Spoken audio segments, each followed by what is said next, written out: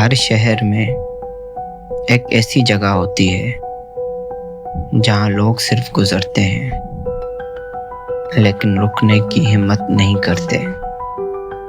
کیوں؟ کیونکہ وہاں کبھی کچھ ایسا ہوا تھا جو آج تک کوئی بھول نہیں سکا۔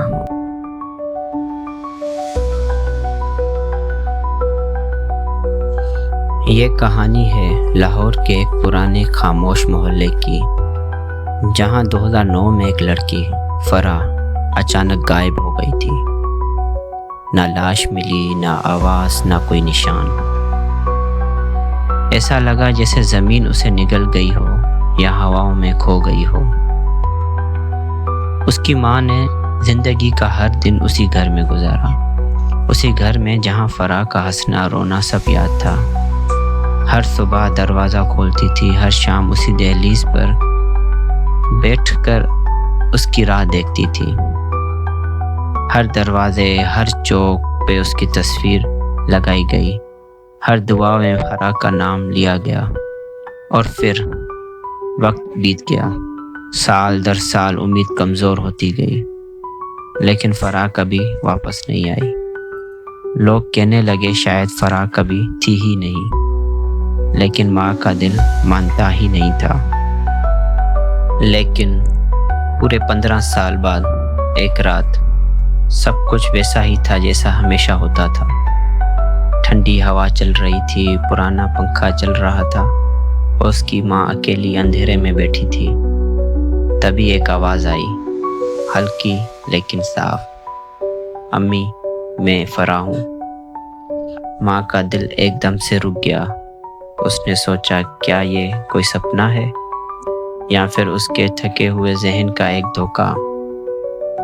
لیکن آواز دوبارہ آئی اور اس بار اور قریب سے۔ اس نے ڈر کے مارے کانپتے ہاتھوں سے دروازہ کھولا، اور جو چیز اس دروازے کے اس پار کھڑی تھی وہ انسان تھی یا کچھ اور۔ آنکھیں وہیں تھیں، چہرہ بھی وہی ملتا جلتا، لیکن اس کی چال میں کچھ عجیب تھا، اس کی مسکراہٹ میں کچھ بے چینی تھی۔ اس کی ماں کی چیخ نکل گئی، کیونکہ جو سامنے تھا وہ فرح ہو بھی سکتی تھی اور نہیں بھی۔ پولیس نے دوبارہ تحقیقات شروع کی، اور اس بار ایک پرانی کتاب کے اندر لکھا ملا، وہ واپس آئے گی لیکن فرح نہیں ہوگی۔ اس دن سے لے کر محلے میں عجیب سی خاموشی چھا گئی۔